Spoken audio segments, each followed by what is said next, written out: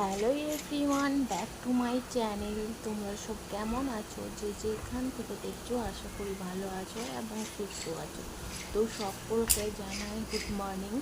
কারণ ঈদ তো কালকে চলে গেছিলো, তো ঈদের জন্য প্রচণ্ড এনজয় সব করেছো আশা করি। আই হোপ তোমাদের ঈদটা খুব ভালো কেটেছে, আমারও ভালো কেটেছে। বাট দুঃখের বিষয় হচ্ছে একই, কারণ ঈদের কোনো ব্লগ আমি আপলোড করতে পারিনি, কারণ সেই জন্য অনেক দুঃখিত। ঈদের উপলক্ষে যে তোমাদের কোনো কিছু শেয়ার করতে পারিনি, ওটাই অনেক দুঃখের বিষয় হচ্ছে। তো যাই হোক, কিছু প্রবলেমের ক্ষেত্রে আপলোড করতে পারিনি। তো আজকে যেহেতু ঈদের পরের দিন, মানে ঈদের বাসির দিন, তো এই যে গাছ দিয়ে, মানি প্ল্যান্ট গাছ দিয়ে শুরু করলাম আজ ব্লগটা।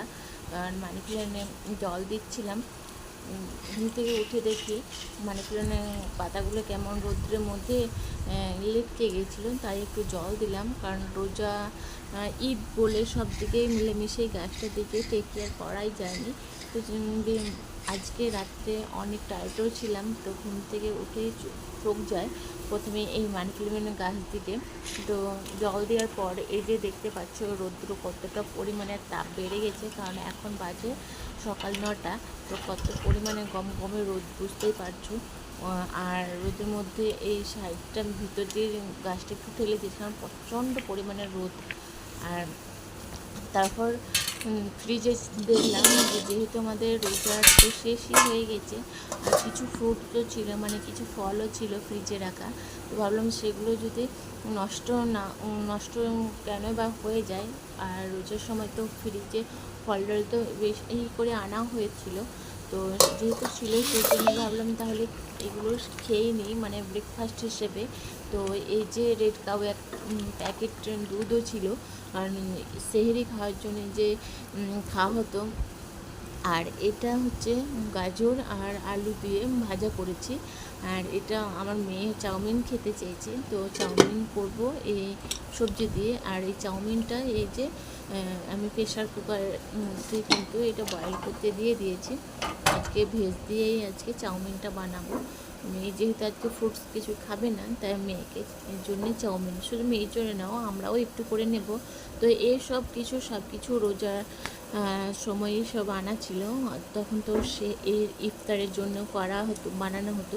যেহেতু রমজান মাস শেষই হয়ে গেছে, তাই এগুলো নষ্ট না হয়ে সেগুলো তাড়াতাড়ি খেয়ে নেওয়াই বেটার। তো এই যে চাউমিনটা আমি কিন্তু জলটা ঝরাতে দিয়ে দিয়েছি, আর ভালোভাবে কিন্তু জলটা যাওয়ার পরে কিন্তু এটা আমি ফ্রাই করতে দিয়ে দেবো, মশলার মধ্যে দিয়ে দেবো। তো আমার এই ব্লগটা যদি ভালো লাগে please like, comment, share, subscribe করতে ভুলবে না। অতি অবশ্যই চ্যানেলটা সাবস্ক্রাইব করে ফেলবে। আর যারা অলরেডি সাবস্ক্রাইব করে ফেলেছো তাহলে তাদেরকে অসংখ্য ধন্যবাদ। তো তোমাদের কেমন ঈদ গেছে সেটা অবশ্যই কমেন্ট করে জানাবে।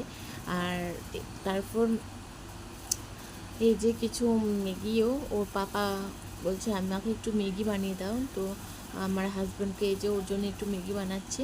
তো সব কিছুই যখন যেটা খেতে চাই, মনে হচ্ছে একটু বাড়িতে যেহেতু আছে ঈদের ছুটি, আজকে বাসির দিন, আর বেরোবে আমার হাজব্যান্ড বেরোবে ঘুরতে।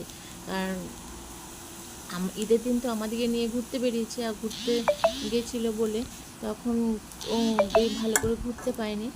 তো সেই জন্যই বললো যে ঠিক আছে, আমি ঈদের বাসের দিনে কিন্তু আমার বন্ধুদের মিলে কিন্তু আমি বাইরে বেরোবো, ঘুরতে বেরোবো। ঠিক আছে, কোনো ব্যাপার না, আমাদেরকে নিয়ে তো একদিন তো বেরিয়েছো, তো তোমার তো এনজয় করার আছে।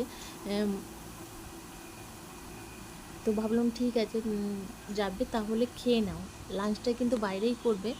আর সেজন্যই খেতে বললাম। আর দেখতে পাচ্ছ এই মাম্মা আমাদের জন্য এই যে ভেজ চাউমিনটা দেখতে কত গ্লেসি লাগছে, তাই না?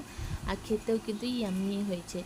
তো এরকম করে ট্রাই করে দেখবে, যেহেতু প্রচণ্ড গরমের মধ্যে কিন্তু অতিরিক্ত তেল মশলা খাওয়াটা একদমই উচিত না।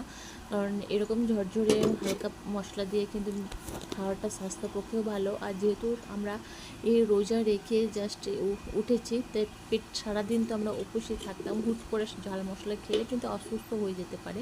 তাই চেষ্টা করবে একটু লাইট খাওয়ার মধ্যে।